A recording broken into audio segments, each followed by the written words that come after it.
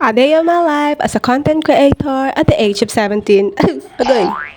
34 ka na dahil. Ngayong araw nga ay birthday ng aking asawa. Asas! Alam mo na! Exercise tayo konti. Kaya alam natin, mapalaban tayo.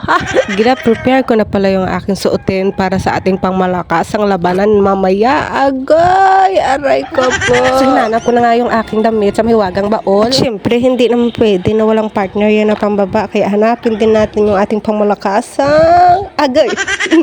So, nagtataka ka kung bakit ako may ganito. Ay, ayan po ay gift sa akin ng aking guardian. Nung nag 5 years kami, ginagamit ko lang yan kung kami ay ba't ako ba nag-explain sa iyo? Hindi natin sa hindi. Isa talaga yan sa mga reason kaya nagiging going strong ang ating relationship sa ating asawa, no?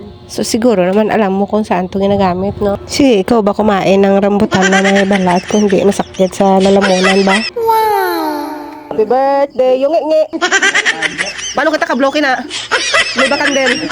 Pinapaasa mo lang ako kasi